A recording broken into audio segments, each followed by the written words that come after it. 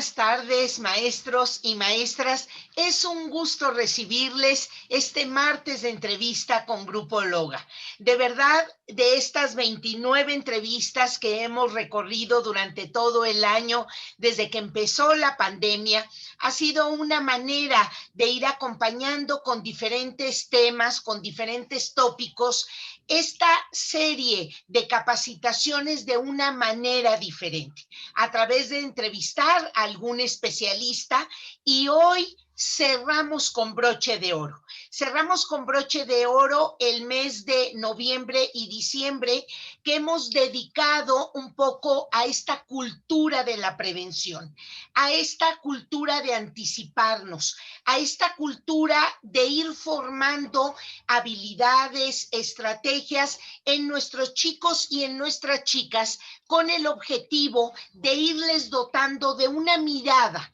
que les permita advertir que ahí hay un radar, que ahí hay un foco anaranjado, que ahí hay algo que atender, que hay algo que prevenir. Y esa ha sido la manera en la que cerramos el año 2020, un año que nos ha puesto a prueba, un año que nos ha permitido entender la inteligencia emocional, un año que nos ha permitido revalorar una serie de aspectos de los seres humanos que, si bien ya empezábamos a comentar o a platicar de ellos, pues es evidente que con situaciones como esta se ponen en relieve, se ponen mucho más en la agenda de lo prioritario. Y bueno, pues qué mejor ahora trabajar, ahora visualizar un tema que sintetiza todo nuestro mes de la cultura de la prevención: mente y corazón fuerte. Es decir, cómo vamos dotando de elementos a nuestros niños, a nuestras niñas, a nuestros jóvenes, a nosotros mismos, a nuestra familia, a nuestro entorno, para verdaderamente, en cualquier circunstancia, en cualquier dinámica adversa, recurrir a esos recursos de nuestra mente y de nuestro corazón, y combinarlos, poder elaborar estrategias para enfrentar esa adversidad, ese problema, ese duelo, esa situación desconocida.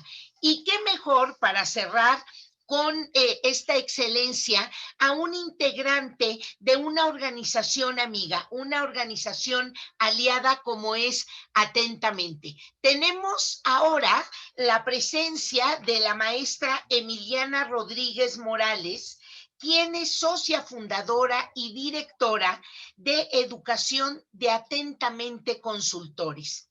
Estudió la maestría en mente, cerebro y educación en la Universidad de Harvard, y le antecede su licenciatura en física en la Universidad Nacional Autónoma de México. Su trabajo se enfoca en el desarrollo curricular, la formación docente y en la vinculación entre la investigación científica y la práctica pedagógica de la educación socioemocional. Desde Atentamente ha desarrollado e impartido diversos programas de educación socioemocional en el ámbito educativo, así como en empresas e instituciones gubernamentales. Como consultora de la SEP, participó en el diseño del currículum de educación socioemocional en educación básica. En el marco teórico, el currículum y las estrategias de formación directiva y docente del programa Constrúyete. En las materias de educación socioemocional para preescolar, primaria y secundaria de las escuelas normales, y en el material para los padres de familia sobre el desarrollo socioemocional en la primera infancia, así como en la formación de supervisores, docentes y directivos a nivel nacional. Emiliana es autora de 7 libros de educación en esta materia, en la socioemocionalidad, y conferencista internacional. Entre sus más recientes participaciones destaca el Foro WISE en Qatar, en Esburgo Global Seminar y en el Tech 2019 en India, entre otras. Actualmente encabeza el programa de educación de Atentamente Consultores, asesora en la SEP en temas de ética y educación socioemocional y es parte del Consejo Consultor de la UNESCO del Instituto de Educación para la Paz y el Desarrollo Sostenible Mahatma Gandhi, maestra de posgrado en la Universidad Iberoamericana y es parte del comité directivo de la Alianza Global del Aprendizaje Socioemocional de Caranga.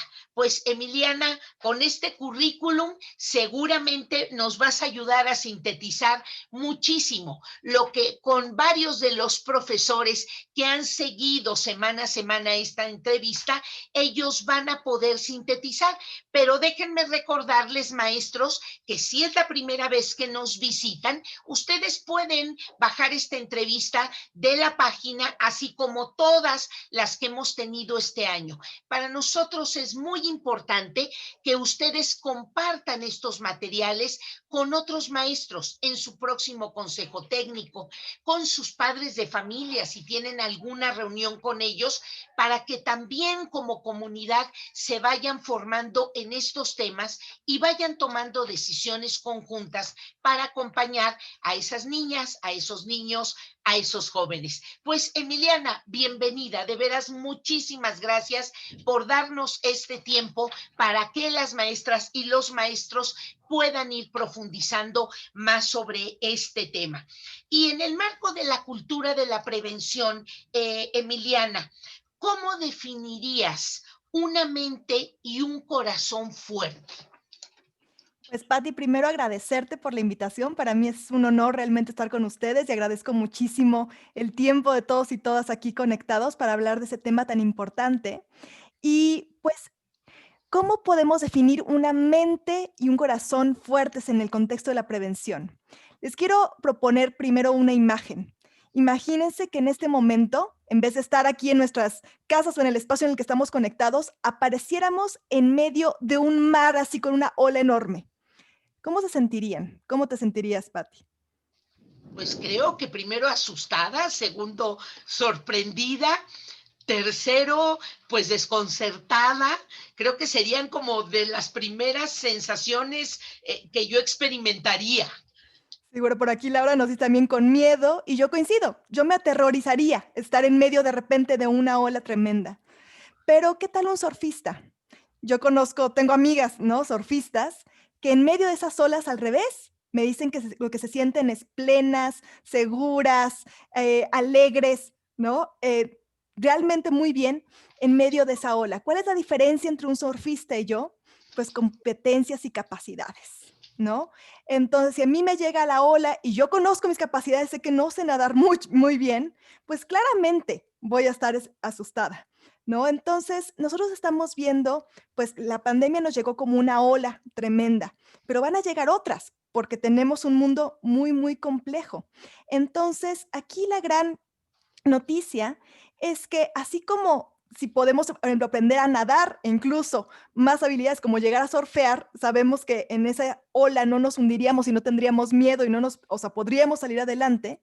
De la misma manera, también ya hay mucha evidencia que hay ciertas competencias internas que nos dan una dimensión de calma, una dimensión, una capacidad de conectarnos con las demás personas, de tomar perspectiva de las situaciones y de además mantener nuestro sentido de dirección y propósito de manera tal que en estas crisis que además generan incertidumbre, que no sabemos cuánto van a durar, que no sabemos por dónde va a venir la ola literalmente, pues en vez de que nos aterroricemos, nos pasmemos, etcétera, podamos enfrentarlas. Entonces, ¿qué significa una mente y un corazón fuerte? Significa que ante esas situaciones complejas que parecen olas que nos pueden hundir, nosotros tenemos las estrategias para mantener esa dimensión de estar presentes y calmos, con una mente que puede tener perspectiva, con un corazón que sabe no solamente pensar en mi sobrevivencia, porque ahí viene la ola, sino que puede conectarse, ¿verdad? Y ver también cuál es la situación de los demás para apoyar y para pedir ayuda. Y que a la vez tiene un sentido tan fuerte de dirección y de propósito que en la revoltura del mar sé hacia dónde ir. Así definiría esto. Qué maravilla, Emiliana. Fíjate que me pones a pensar en esta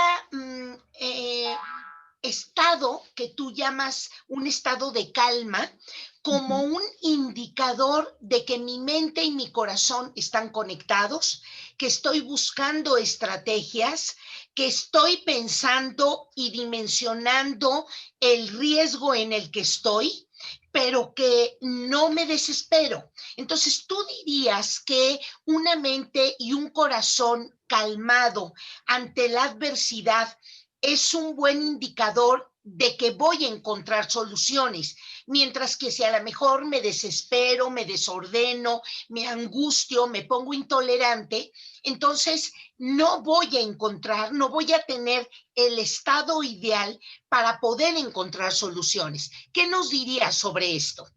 Sí, Pati, va mucho en esa dirección porque, ¿sabes que algo que caracteriza a la mente y a las emociones cuando, por ejemplo, nos sentimos en una situación de riesgo que afecta nuestra sobrevivencia?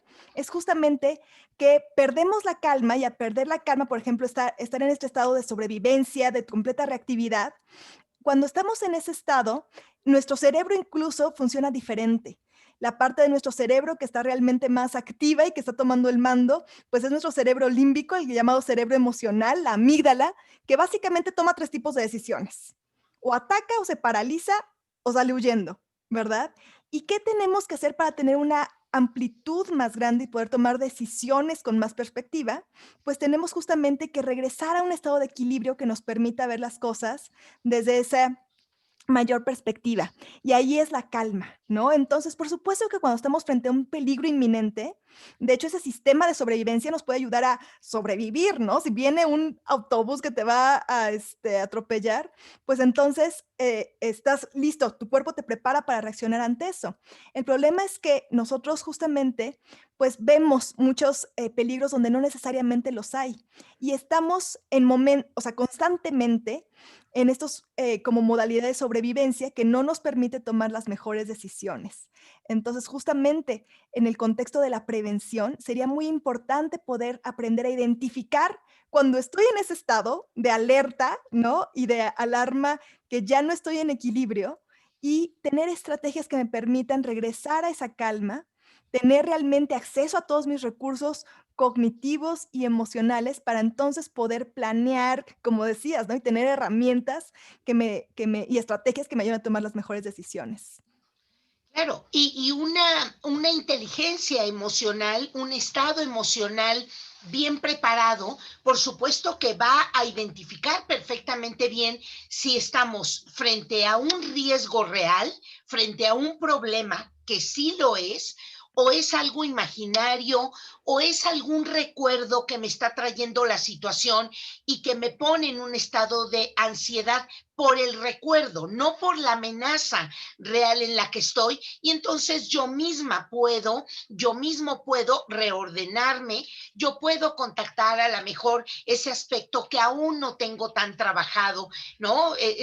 Yo recuerdo, Emiliana, y voy a ventanear aquí alguna experiencia que aún no resuelvo en terapia, pero que ahí la tengo, ¿no? Digo, es un buen recurso. Yo recuerdo que de pequeña, la maestra de matemáticas, llevábamos un libro que se llamaba Gather. Las generaciones jóvenes de aquí, pues a lo mejor no lo conocen, pero era un libro que traía unos relojitos y nos ponían a hacer contrarreloj unos ejercicios, ¿no? Entonces, o duraba 3 minutos, 5 minutos o 10 minutos.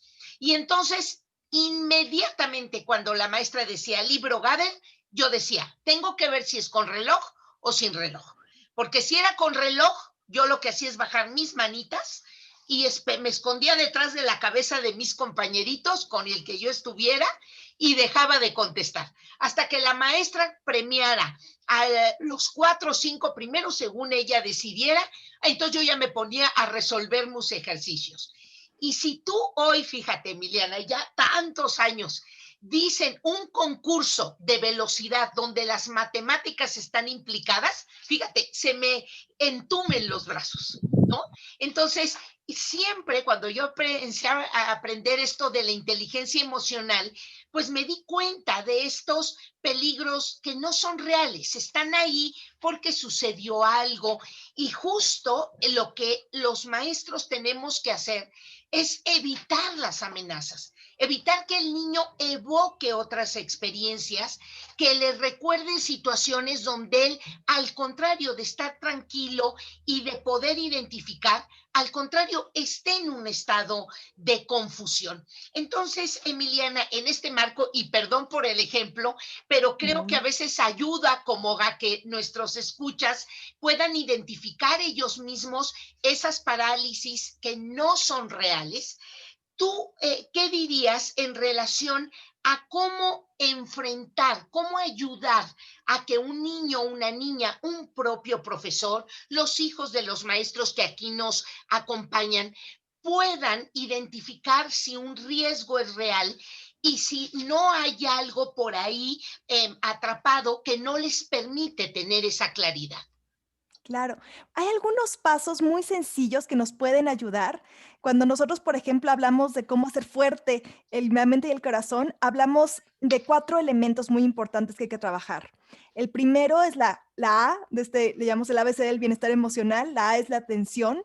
Entonces, primero para poder identificar si estoy exagerando, poder evaluar el problema en su justa medida. Primero, algo que sirve muchísimo es poder, por ejemplo, llevar la atención a las sensaciones del cuerpo y esto me ayuda a calmarme, esto me ayuda a salir de ese modo reactivo de sobrevivencia a poder estar en un estado más balanceado. Entonces, si nosotros podemos incorporar en nuestra rutina, por ejemplo, tanto con nuestros estudiantes como con nuestra familia, momentos en que podamos hacer pausas conscientes, de que suena una alarmita, de que antes de empezar algo, puedo hacer como una pausa, atender cómo está mi cuerpo, darme cuenta que si estoy muy agitado, con llevar la atención, por ejemplo, a las sensaciones del respirar por un momentito o a las sensaciones del cuerpo, sabemos que eso nos ayuda a recuperar un poco esa calma que nos da la perspectiva para empezar a analizar la situación desde otro lado, ¿no? Por ahí hay una cita que atribuyen a Einstein que dice que no puedes resolver un problema con la misma mente que lo creó, ¿no? Entonces, si analizas el problema en ese estado agitado, pues vas a seguirte agitando más. Por eso la A de atención como una herramienta para la calma. Ahora, una vez que tengo esa calma, hay que analizar, ¿verdad? Hay que cuestionar y hay que ver lo que está pasando. Entonces, esta es una forma de aplicar el pensamiento crítico, pero no solamente para entender el mundo y afuera, sino para cuestionar mis propias creencias, pensamientos, etcétera. Entonces, por ejemplo, tengo una situación en la que me van a hacer un examen contratiempo, ¿no? Como decías. Entonces estoy muy angustiada, ¿no? Entonces, por ejemplo, hago una pausa y es muy importante identificar qué estoy sintiendo. Entonces, a lo mejor es miedo, ansiedad, hasta le puedo poner un numerito, ¿no? Del 1 al 10, ¿en dónde estoy? Para identificar la emoción que está ahí. Y luego preguntarme, ¿qué estoy pensando? Y darnos el chance incluso de escribirlo. No, es que si no acabo este examen justo a tiempo, ya no voy a pasar el semestre, esto va a terminar con toda mi carrera, además mis compañeros van a pensar que soy una tonta y el que me gusta, ¿no? Y entonces eso, empezar a notarlo. ¿Cuáles son las historias que me cuento? Todas las emociones vienen con historias y hay que poder hacerlas explícitas. Y ya que tienes esos pensamientos, poder empezar a analizarlos con una mente un poco más crítica para decir, ¿y realmente no estaré exagerando? Ya sabemos, por ejemplo, que hay muchas formas en las que nosotros generamos lo que se llama pensamientos obsesivos y disfuncionales, ¿no? Tenemos la tendencia, por ejemplo, a veces a catastrofizar, ¿no? Entonces, si no saco perfecto en este examen, todo lo que estudié de la carrera ya no vale la pena, ¿no? Okay. Mi carrera ya se fue a la basura. Eso es catastrofizar. O a ver en blanco y negro. Si no me va bien en este examen, significa que no sirvo para esta materia, ¿no? O nos enfocamos solo en lo negativo de algo. Te salió bien la presentación, pero alguien te dijo al final, oye, pues igual es que no se veía muy bien la diapositiva, no sé qué, o híjole, ¿te fijaste que había un errorcito de ortografía? y te pasas 3 días pensando en ese error y no en todo lo demás que hubo. Guau. Esos son características de estos pensamientos disfuncionales. Son sesgos que nosotros tenemos. También culpabilizar, tomárselo personal, ¿no? También es otro que hacemos muchísimo, tener falsas expectativas, tomarnos las cosas demasiado personales, que esta persona está haciendo esto para molestarme, seguro lo hizo para eso, ¿no? Como si tú fueras el centro del mundo. Entonces, eso ayuda muchísimo, incluso en la red pueden encontrar pensamientos disfuncionales y los sesgos, ¿no? Que tiene la mente, y así los comparas y empiezas a ver cómo dices: "Híjole, igual y aquí estoy exagerando un poquito, igual esto no es tan así". Y a veces con el mero hecho de echar luz a esos pensamientos y darnos cuenta de lo distorsionados, exagerados o sesgados que son, ya es la primera herramienta muy poderosa para empezar a deconstruirlos.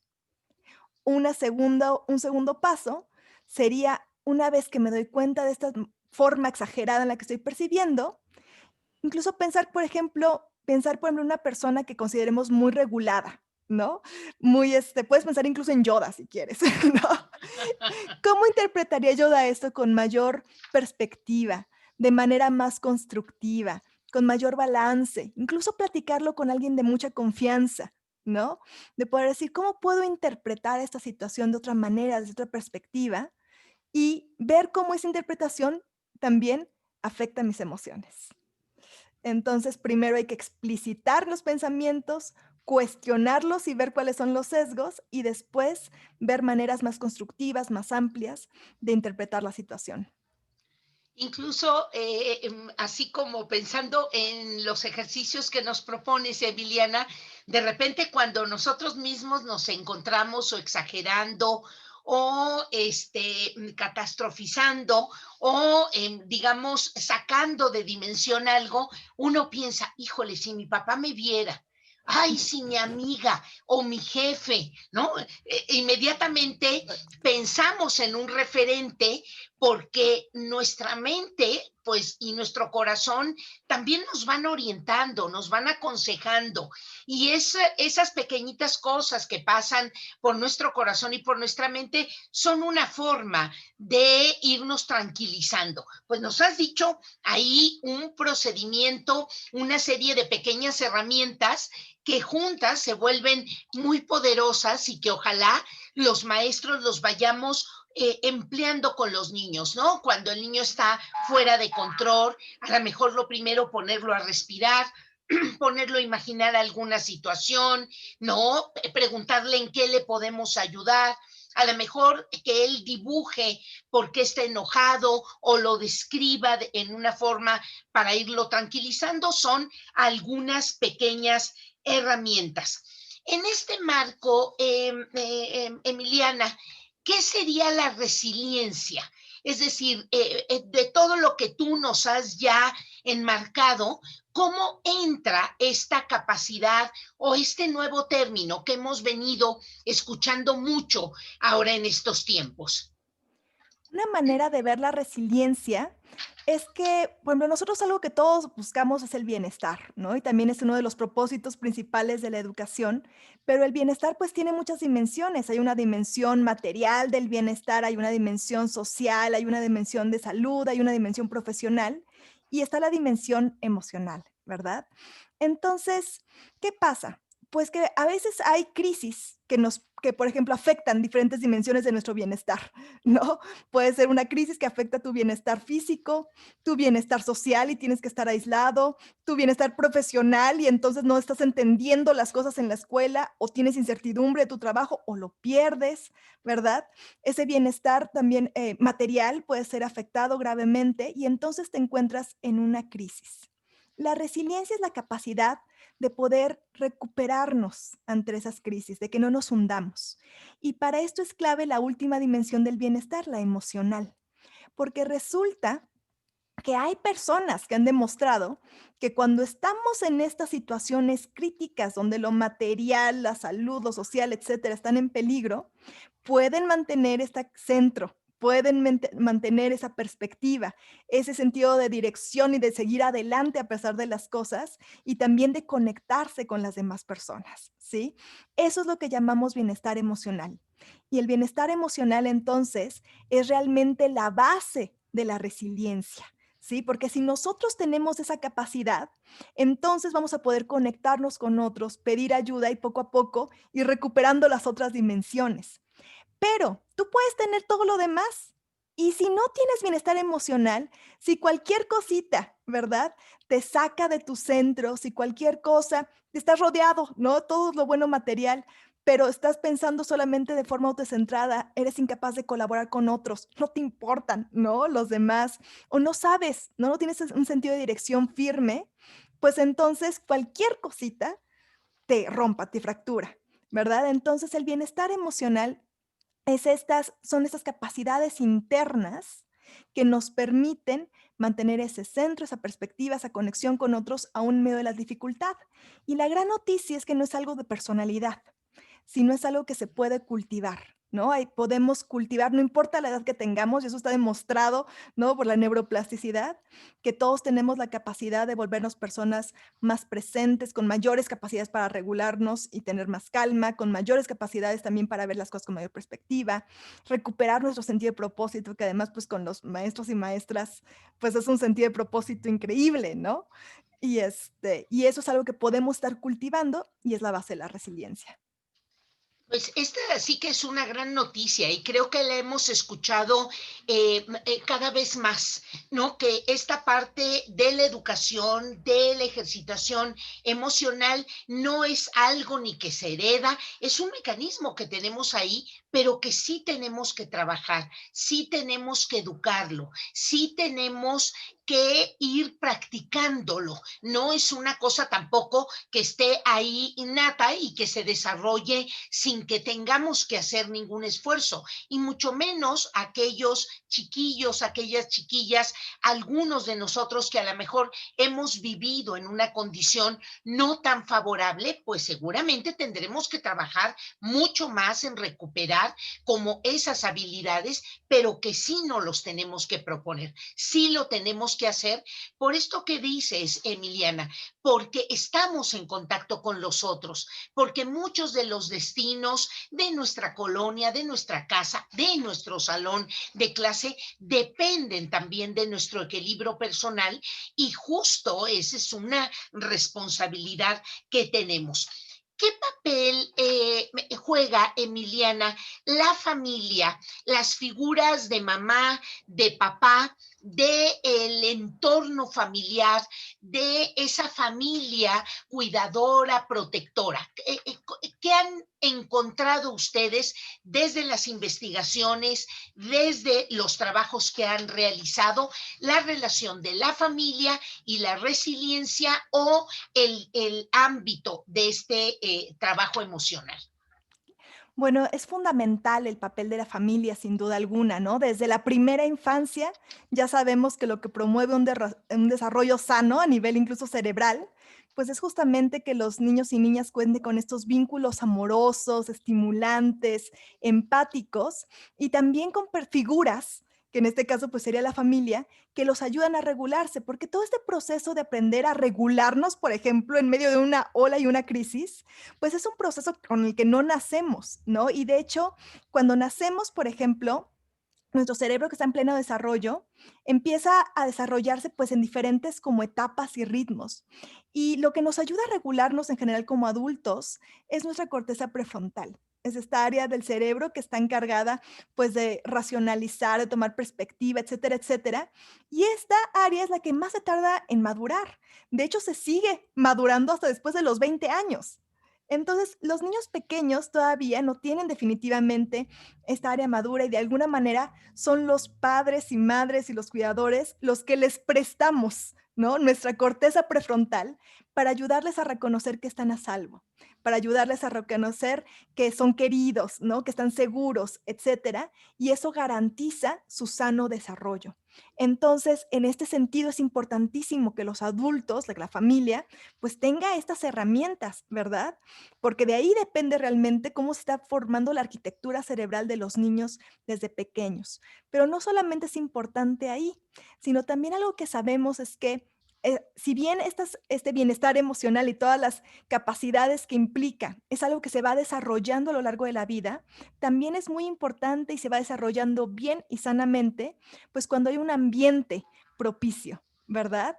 Cuando el clima familiar es amoroso, cuando tienen personas que modelan también estas habilidades, esto es crucial para los niños. Incluso también se ha visto, ¿no? Que con una persona, ¿no? Con un adulto que pueda darle esta contención a los niños, entonces ellos pueden ir desarrollando estas, capacidades. Entonces, en este sentido, el rol de la familia es crucial y pues es una invitación también a todos los padres y madres, pues de aprovechar esa experiencia tan maravillosa para cultivar esto, porque pues realmente el poder conocernos, el poder regularnos, no es algo que se aprende ni en un fin de semana, ni es como, bueno, ya tomé un año de diplomado y ya soy un experto, sino es algo que se hace todos los días y toda la vida. Claro, y cómo los padres van a modelar incluso en la dinámica de roles, nuestra autoimagen, lo que nosotros percibimos de lo que está afuera, estas prácticas cotidianas, incluso de hábitos sociales, de agradecer, de considerar al otro, de estar atento a un entorno mayor, ¿no? A lo mejor no tan individual. ¿Cómo es importante esto? Y ahí pues sí, maestros, les pedimos muchísimo que si ustedes tienen entornos familiares que a veces son muy vulnerables, son agresivos, bueno, pues ahí podemos ir haciendo algo como para servir de espejo, como para que los padres de familia puedan ir escuchando desde este ámbito, que es un ámbito externo, como es la posición del maestro, de la maestra de la escuela, este otro ámbito. Por eso tan importante que la escuela, si el referente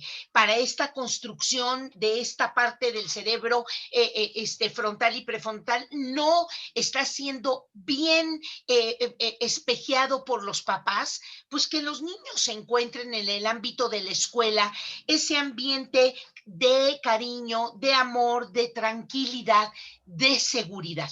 Seguramente el niño en algún momento va a comparar, ¿no? La manera de hablar, la manera de mirar, esta actitud corporal, esta manera de resolver alguna situación y que va a decidir.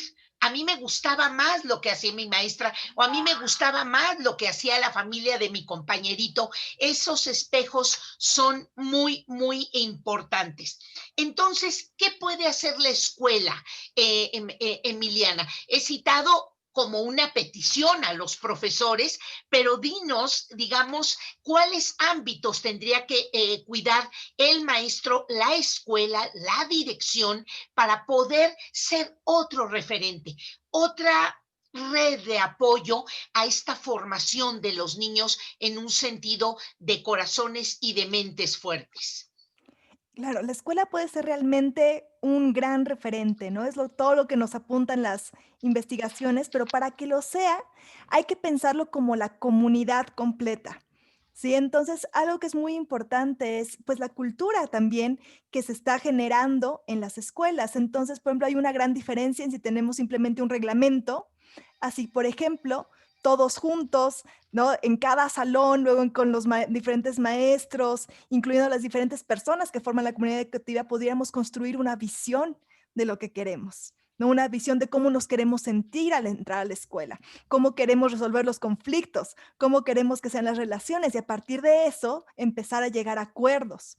Entonces es un ejemplo de cómo podemos empezar a pensar en introducir el desarrollo de estas habilidades, a empezar a cambiar una cultura que enfatice el bienestar emocional, pero en diferentes niveles, desde cómo hacemos las reglas, desde cómo se manejan los líderes educativos, ¿no? Cómo los docentes como líderes también están manejando el entorno, qué estamos modelando a los niños. No le puedes decir a un niño que se calme si tú estás completamente fuera de control y si también no le dices cómo. Y lo que ha pasado es que no necesariamente sabemos cómo, ¿no? Entonces, por eso es nuestra responsabilidad también, primero como adultos de la comunidad educativa, nosotros empezar a estudiar y empezar a practicar y tomar este reto de desarrollar nuestras propias capacidades socioemocionales y cultivar nuestro propio bienestar. Porque también algo que sabemos importantísimo como comunidad es que pues la comunidad educativa está frente a muchísimos retos. La docencia se considera una de las también profesiones con mayor estrés, ¿verdad? Y a veces también estamos muy enfocados pues en resolver y trabajar con el estudiante y nos dejamos nosotros en segundo plano. Pero esto nos recuerda que realmente si queremos estar para nuestros estudiantes, pues tenemos que trabajar con nosotros mismos y tenemos que cuidar nuestro propio bienestar. Entonces, como comunidad es muy importante que veamos eso, que veamos el bienestar de nuestros colegas y a partir de ahí ir permeando una cultura donde se trabaja con la mente y el corazón fuerte y por supuesto aterrizarlo ya en actividades, ¿no? Darle ese espacio, darle esa importancia que, por ejemplo, sabemos ya muy bien que si dedicamos un poquito de tiempo a generar el hábito de entrenar la atención, a generar el hábito de la empatía, a generar el hábito de esto otro, no estamos perdiendo tiempo, sino al revés, estamos invirtiendo tiempo en generar un clima del aula que realmente promueva el aprendizaje. Entonces, verlo de esa manera también es darle tiempo explícito al desarrollo de estas habilidades y transversalmente buscar modelarlas, cambiar nuestras relaciones e incluso en cómo nos organizamos como comunidad, traer también estos temas a la mesa. Claro, y aquí podríamos tener, Emiliana, como dos grandes líneas de currículum, si me permiten utilizar el término. Uno es estos esfuerzos en los que incluso tú has participado muy cercanamente por parte de las autoridades educativas de generar programas, preparar ficheros, preparar algunos espacios en las asignaturas o en una asignatura que tiene que ver con esto de la inteligencia emocional, un ambiente sano o un ambiente que no tenga violencia. Sin lugar a dudas, esta es una gran línea de trabajo. Los maestros han valorado muchísimo estos programas y yo les pido a los maestros que aunque desaparezcan los materiales, ustedes síganlos usando, ustedes sigan apoyándose en aquellas cosas que han visto valiosos en algunos otros momentos que han llegado estos materiales a la escuela. Pero la otra, Emiliana, tiene que ver con este aprovechar todos los sucesos, los acontecimientos, los momentos que se dan en un espacio de aula o en un salón de clase o en un patio escolar o en la entrada o cuando los chicos están en el recreo, como para de ahí tomar los contenidos. Dos niños que se pelean, a lo mejor un chico que pierde algo, algo que se extravía en el salón, alguna discusión entre dos salones de clase, a lo mejor alguna frase mal empleada por alguno de los chicos, puede ser un gran currículum que los maestros podamos aprovechar. ¿Qué sugerirías tú en relación a eso, Emiliana? Bueno, sin duda alguna, justamente son esos momentos los que podemos aprovechar para trabajarlo y creo que lo que recomendaría es tener algunos elementos ya preestablecidos que nos permitan hacer esas pausas para aprovechar esos momentos. Por ejemplo, ¿no? Cuando hay una discusión, cuando hay también algún momento de ansiedad que va a ser el examen o que simplemente llegamos muy agitados del recreo, si nosotros hemos establecido, por ejemplo, alguna herramienta para poder ver cómo estamos cada uno emocionalmente, ya estamos ahí redirigiendo. Si nos damos cuenta, pues, que hay mucho enojo porque es un conflicto, entonces también es un momento para poder explorar un poco más el enojo y cómo nos está teniendo efecto en el cuerpo y en nuestra manera de percibir. Si podemos tener también herramientas de hacer pausas, de regularnos, etcétera, etcétera. Entonces, esos son los momentos donde podemos aplicarlas y ver su poder, ¿no? Realmente en un contexto dado. Entonces, vale mucho la pena haber establecido, ¿no? Desde el inicio de los cursos, poder ir estableciendo estas herramientas que justamente nos van a hacer más fácil recuperar esos momentos. Es decir, a ver, ¿cómo lo estamos diciendo? ¿Dónde está? ¿Qué podemos hacer? ¿Qué estrategias tenemos? Escucharnos, ¿no? Por ejemplo, la escucha atenta, cuando alguien está enojado en un conflicto, etcétera, pues quizá cuando estás enojado es el momento o es más difícil introducir el tema per se, pero si ya lo introdujiste en algún momento, ¿cómo lo aplicamos aquí? Y eso es importantísimo, ¿no? Entonces, sí los invito definitivamente a empezar a generar esas estructuras y a estar muy atentos para que en vez de que se vayan esos conflictos por otro lado, es ahí donde las aprovechamos, es ahí donde les damos el contexto y las aterrizamos con los estudiantes. Claro, que tendría que ver con un paquete enorme de habilidades. Ahorita no las vas a enumerar, pero déjame centrarme, Emiliana, tú hablas de la escucha atenta y hablamos también como del lenguaje asertivo. Estos dos grandes mecanismos que al conectarse hacen magia. ¿No? Es decir, cuando de repente en lugar de enojarnos y reclamar, decimos, a ver, lo veo enojado, pero ¿en qué puedo ayudarle? Ah, bueno, en lugar de contestarle también enojado. O cuando el niño está fuera de control y le decimos algo así como, hay ahí una emoción, ¿puedo ayudarte con ella? O si el niño está gritando, no le puedo decir no grites, sino decirle, vamos a esperar un rato, a ver, ¿por qué no respiramos? Ese lenguaje que conecta con un estado y que va acompañando a que el niño esté atento es importantísimo. En lugar de decirle cállate, mejor escucha. Hace un contacto con el cerebro totalmente diferente. ¿Qué nos puedes comentar, Emiliana, de este lenguaje de asertividad? Porque qué barbaridad, hay ocasiones en que sin proponérnoslos siempre usamos sí, pero, o bueno, yo lo suponía, bueno, igual que estos conectores que de veras son tan dañinos, son tan agresivos, los tenemos como muy metidos en nuestra forma de expresión. ¿Hay ustedes que han averiguado qué le puedes recomendar a los profesores? Bueno, el lenguaje es algo importantísimo, como tú dices, ¿no? Y creo que, por supuesto, tenemos ya como esos patrones. De alguna manera, también un patrón muy común que tenemos es, por ejemplo, el no validar las emociones de otros, ¿no? O el simplemente negarlas, desde decirle a los niños, ay, ya no pasa nada, cuando pues sí pasa, ¿no? Y podríamos transformar eso para decir, me doy cuenta que pasa algo y ayudarles a encontrar cuál es esa emoción, ¿no? Y qué podemos hacer juntos al respecto y también generar empatía. Yo también me he sentido así, ¿no? A mí me funciona esto, ¿a ti qué te funcionará? ¿Quieres que lo tratemos? Entonces, eso transforma todo porque empiezas a validar justamente también lo que la experiencia de los pequeños, que es una experiencia real, definitivamente, y empezamos a aprender de ellos. Y pues aquí, pues, por supuesto, el lenguaje es un tema inmenso, ¿no?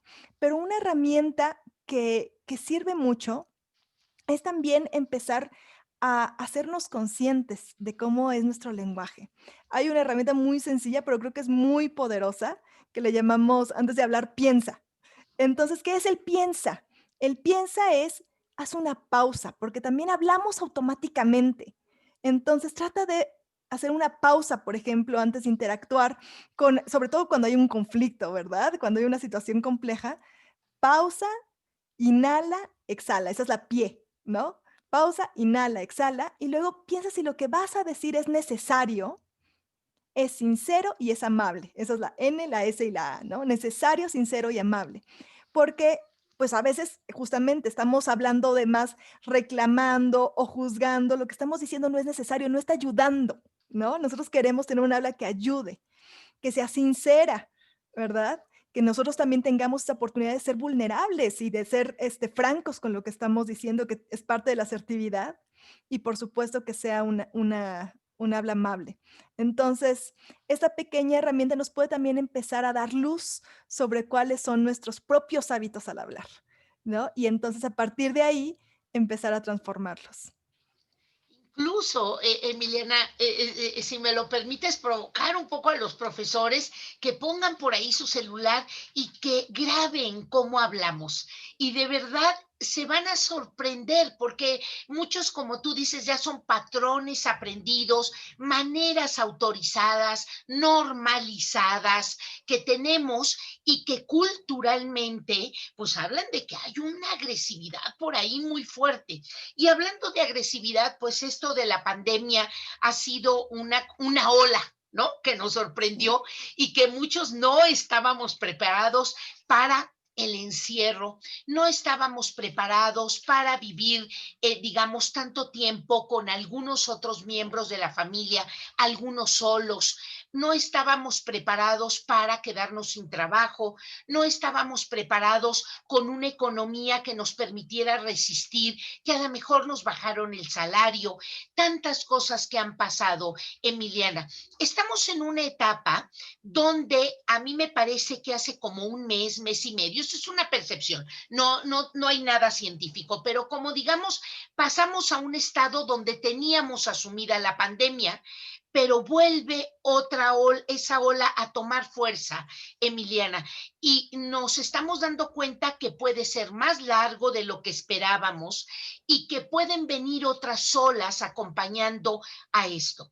¿Qué podemos sugerir a los maestros para el acompañamiento especialmente de los niños, Emiliana? ¿Cómo tendrían que abordar el tema y cómo irnos preparando para regresar paulatinamente a las aulas? Es un tema que seguramente nos acompañará el mes de febrero, el mes de marzo, en esta posibilidad de ir recibiendo algunos niños, sobre todo aquellos que necesiten más apoyo académico. ¿Qué podemos ir preparando? ¿Qué metemos en nuestro baúl de herramientas los maestros para seguir acompañando a los niños? La Navidad ayuda, estas fiestas ayudan y relajan, ¿no? Entonces, digamos, vamos a poder hacer ya poco, pero vendrá enero y vendrá un año nuevo, una dinámica diferente. ¿Qué podemos ir haciendo para preparar algunos meses más de trabajo sincrónico a distancia y prepararnos para ir recibiendo algunos niños en caso de que así sea? ¿Qué nos recomendarías aquí? En primer lugar, sí recomendaría el fortalecer nuestros lazos, como colegas, ¿no? El poder sí darle espacio, crear los entornos, medios de comunicación para que podamos irnos comunicando, uno, cómo estamos primero nosotros, cómo están nuestros estudiantes, qué sí nos está funcionando y qué no nos está funcionando, ¿no? O si hay un estudiante en particular que empecemos a darnos cuenta que requiere de algún apoyo particular. Entonces, algo de lo que más se recomienda, y coincido completamente, es crear estos espacios, por un lado, de autocuidado como colegas y por otro lado, de conversación de los estudiantes y darle mucha prioridad a esos espacios de cuidado. Lo siguiente es, comenzar también, sabiendo que, pues, los estudiantes van a estar frustrados, o sea, que hay que trabajar con la paciencia, tanto nosotros como ayudarles a ellos a trabajar con la paciencia. ¿Y qué significa ser paciente? No significa aguantarnos todo, sino significa reconocer que, por ejemplo, pues hay cosas que nos molestan, que nos frustran, que no nos gustan. Y eso se siente muy mal en el cuerpo. Cuando nos enojamos así, o sea, hay algo que no te está gustando y que se siente en el cuerpo. Y nuestra tendencia, ¿qué es? Hay algo que aquí que no me gusta y yo creo que la culpa la tienes tú. Y entonces, como no quiero sentir esto interno, pues voy y ataco, ¿verdad? Claro. Sin embargo, es ayudarnos a reconocer esta sensación, esta desazón interna, y que pues no necesariamente es culpa del de enfrente, ¿verdad? Sino que también es algo que se ha construido por toda la situación compleja que vivimos y que podemos aprender a lidiar con esas sensaciones y que de hecho poder reconocerlas, quedarnos con esa sensación de frustración por un momento, y dibujar, sacarla con otro tipo de elementos, etcétera, es algo con lo que tenemos que lidiar. Porque además, si no, atacamos o también nos distrae muchísimo, que eso es lo otro, tenemos que esperar, es normal, ¿no? Cuando estamos frustrados, estresados, etcétera, esto afecta la atención de los estudiantes. Entonces, tenemos también que tener ejercicios que les ayuden, además de lidiar con esa frustración y a cultivar la paciencia, pues también atraer la atención. Entonces, desde juegos y además rutinas. ¿no? O sea, que ya sepamos que vamos a tener nuestro momento del cuerpo de montaña, donde vamos a estar quietos un momentito pudiendo escribir lo que sentimos y que no sea siempre lo mismo, que le podamos variar, que le podamos dar cierto elemento lúdico, pero que siempre vamos a estar regresando porque es normal, ¿no? Y también en estos, o sea, si ya de por sí nos costaba trabajo tener la atención de los estudiantes, ahora en estos entornos, todavía más, ¿no? Claro. Entonces, poder tener preparados esos elementos y también tener nosotros también no podemos tener comunicación luego con todos, ¿no? Pero poder armar también equipitos, como, sí, pequeñas comunidades donde nosotros sí podemos generar algunas interacciones para que entre los mismos estudiantes también se empiecen a cuidar entre ellos y que también puedan entonces reportarnos a nosotros si hay algo que está pasando. Porque por supuesto que nosotros queremos y hay que buscar el contacto con cada uno, pero a veces es imposible, ¿no? Entre todo lo que tenemos, pero sí podemos generar dinámicas donde entre los mismos estudiantes también se puedan estar cuidando, ¿no? Haciéndose cargo de sus otros compañeros.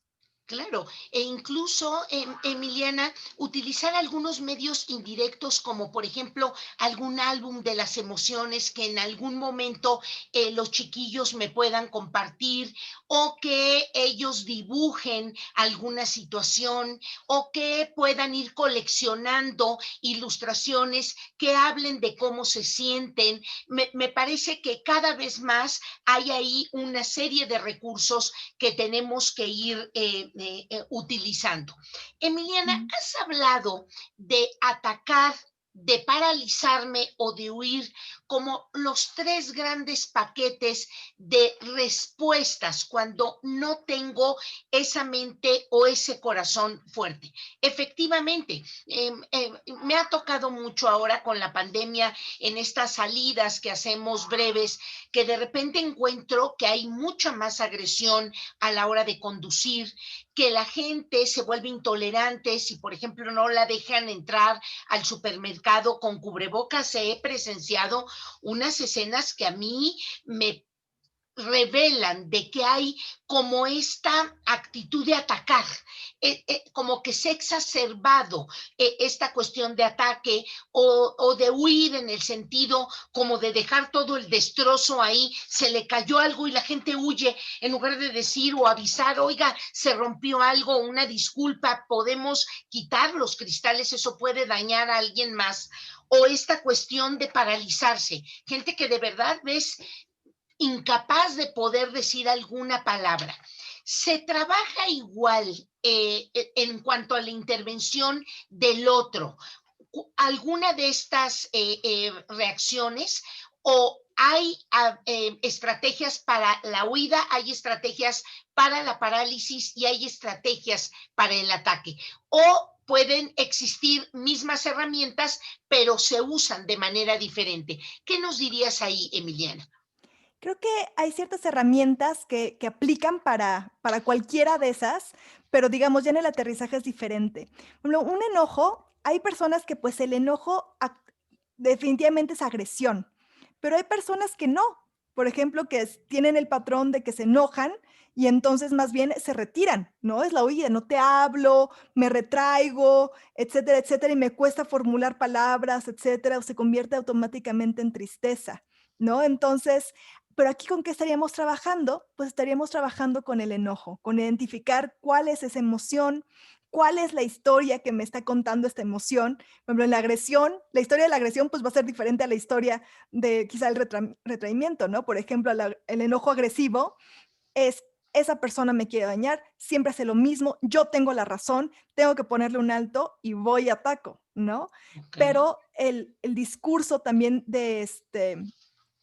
por ejemplo, retraerme es nunca me escucha, no vale la pena que haga nada, ¿no? Entonces, son discursos diferentes, pero finalmente estoy lidiando con la emoción, ¿no? Y para eso, importantísimo saber que estoy viendo las cosas sesgadas por mi emoción, en cualquiera de los casos, poder recobrar ese equilibrio y poder tener ejercicios que me permitan tener una visión más amplia y constructiva y trabajar con esas historias, que las historias van a ser diferentes para cada nosotros y según la historia es la conducta que Claro, llevamos después.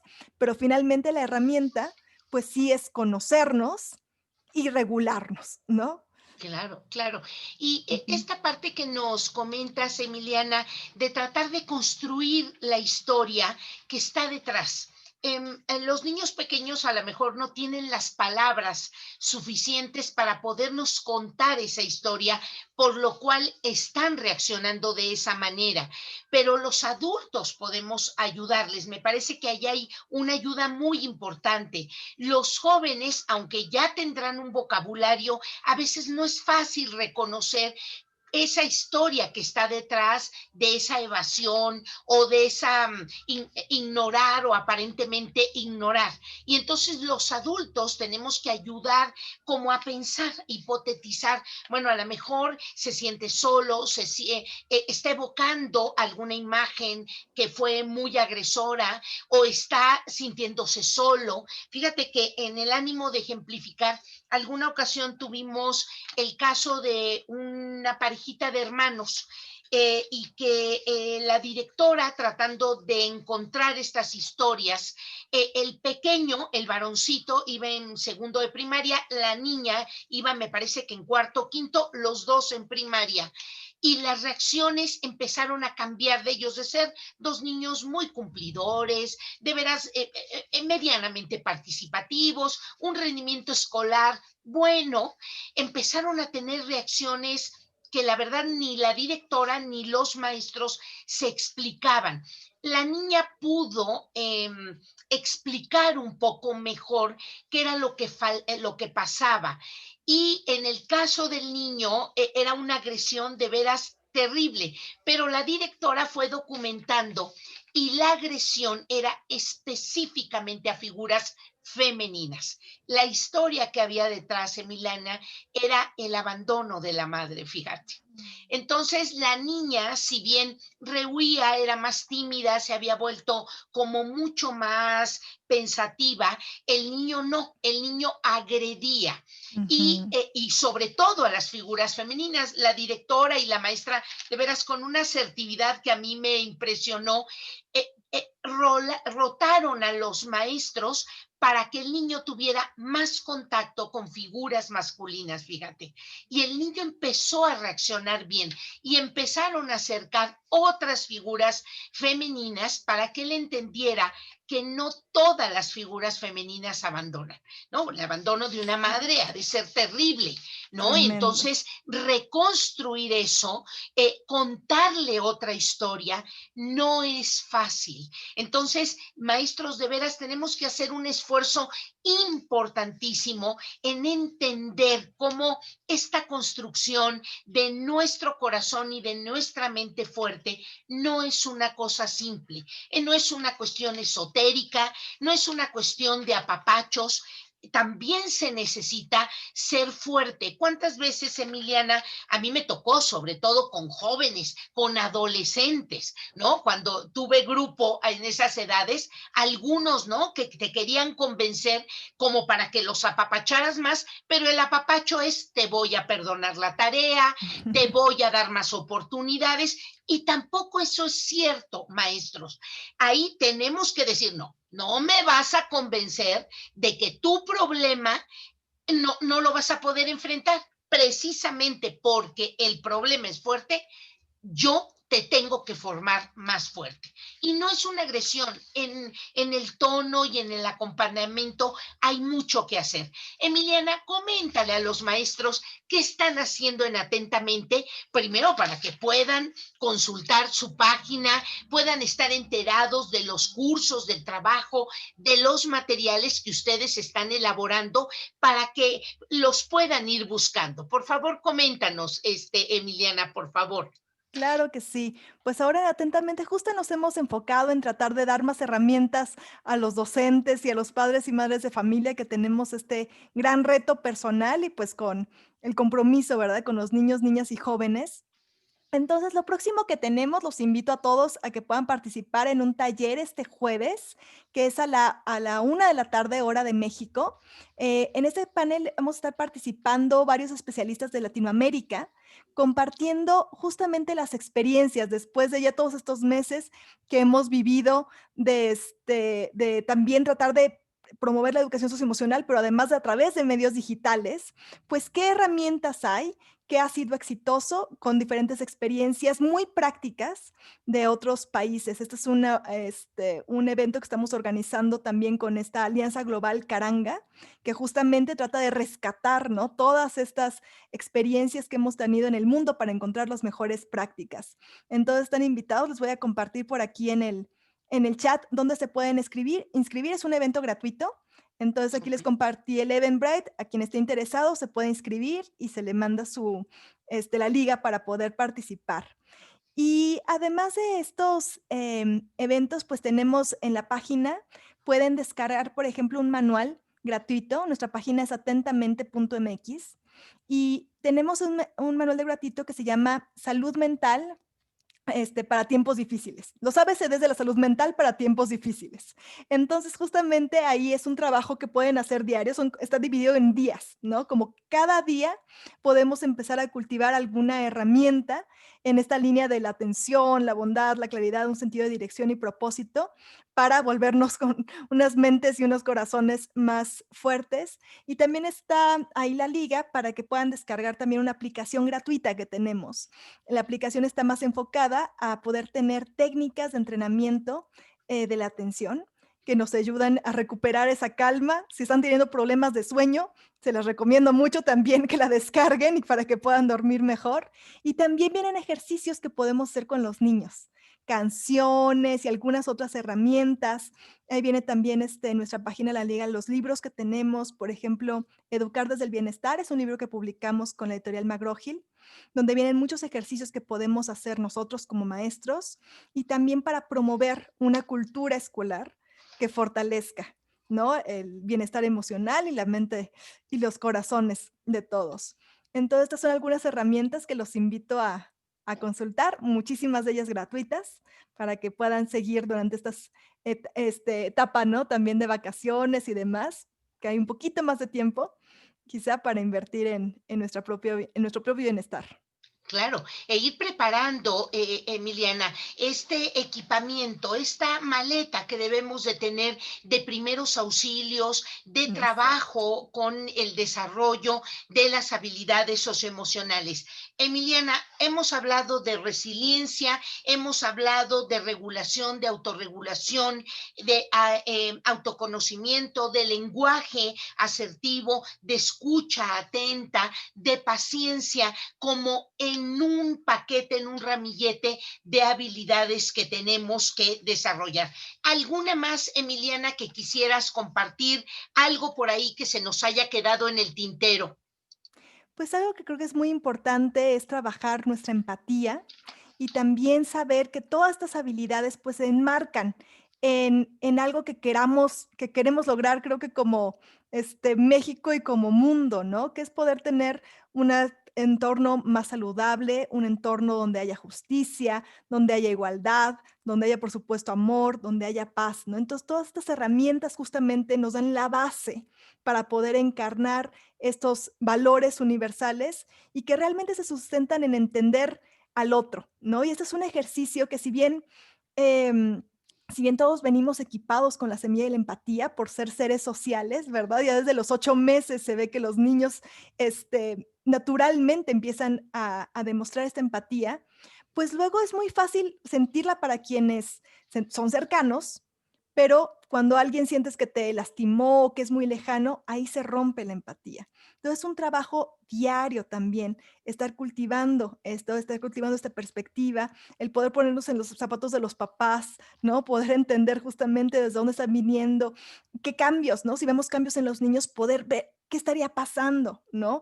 Preguntar, etcétera. Esta es otra de las, pues, habilidades creo que considero claves y que además también se ha demostrado que cuando nosotros la ponemos en práctica, incluso se activan partes de nuestro cerebro que nos generan a nosotros bienestar.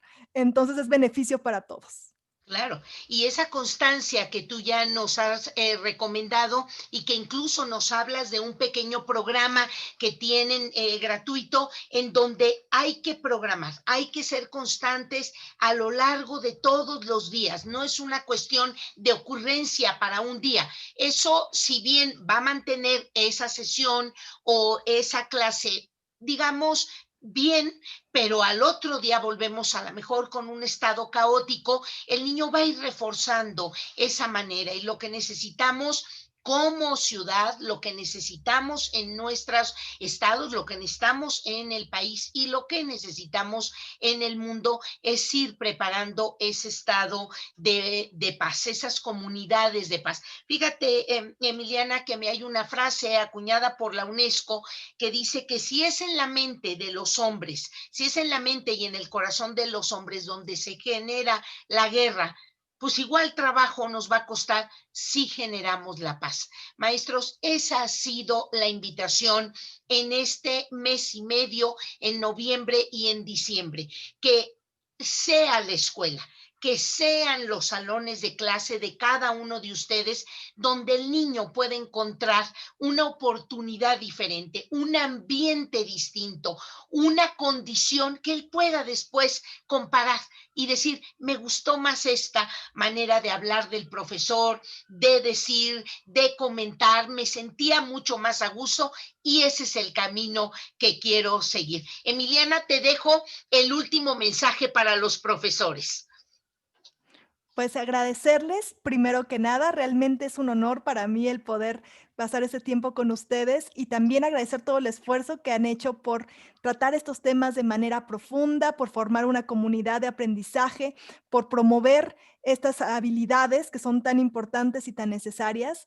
Y mi último mensaje sería invitarlos a practicar, ¿no? A veces podemos sentir también que es abrumador, que son demasiadas cosas, pero tomar una, ¿no? Es en pasos chiquitos que vamos avanzando en el camino, es con ladrillos que se van construyendo catedrales. Entonces, si cada uno nos tomamos una herramienta y decir, pues voy a practicar esta, ¿no? Por esta semana, así vamos todos, pero si lo hacemos todos, vamos construyendo un movimiento juntos. Muchísimas gracias. Al contrario, Emiliana, muchas gracias. Y fíjate que a mí me gusta terminar con que tú conozcas al equipo de maestros. Tenemos maestros de diferentes estados de la República. Esta pandemia nos ha permitido que a través de estos medios, pues no pudiéramos haber tenido a Michoacán o a Jalisco o a Nuevo León o a Sinaloa o a veces a Veracruz, Tamaulipas, Coahuila y ya nos reunimos. Entonces, aquí tienes a los maestros, pero además, ¿qué crees, Emiliana? Invitan a sus familias. A lo mejor ese profesor varón invita a su esposa o de repente han invitado a algún hijo adolescente o están en la misma casa 2 o 3 profesores, cosa que de veras nos da muchísimo gusto. Ahí tienes al grupo de maestros que hoy nos han acompañado. Maestros, muchísimas gracias. Creo que tenemos una gran tarea todos, pero no va a haber otro lugar donde podamos empezar a revertir las cosas y con equipos como los de Atentamente, que son aliados y que vamos entre todos juntos diciendo a los maestros, a las escuelas, a las familias, a la sociedad, por aquí tenemos que transitar. Emiliana, un saludo entrañable a todo el equipo de Atentamente. Por favor, agradeceles que te hayan permitido estar el día de hoy aquí. A ti, de veras, mi felicitación por ese trabajo tan enorme. Maestros, acompañemos a Emiliana el jueves en ese foro internacional. Estarán diferentes especialistas de América Latina impulsando esto que para nuestro continente, para nuestra región es importante. Y a ustedes, maestros, muchas gracias. A partir de la próxima semana haremos 7 retransmisiones, ¿sí? Por ahí les va a llegar. Transmitiremos las que más profesores han tenido para que si alguna no la han visto, bueno, puedan seguir destinando su martes de retransmisión de las entrevistas. Y ya les mandaremos las nuevas entrevistas del mes de enero y de febrero. Mientras tanto, a nombre de Atentamente, de Emiliana y una servidora, Maestros, que este fin de año sea una oportunidad de veras maravillosa de echarnos un clavado a nosotros mismos, que las fiestas nos ayuden a este estado de paz, este estado de tranquilidad. Una felicitación a todas sus familias y por favor a sus directores, a sus otros compañeros, también un saludo entrañable. Nos despedimos, maestros. Gracias, Emiliana. Gracias Muchísimas a todos, gracias. profesores. Un abrazo fuerte.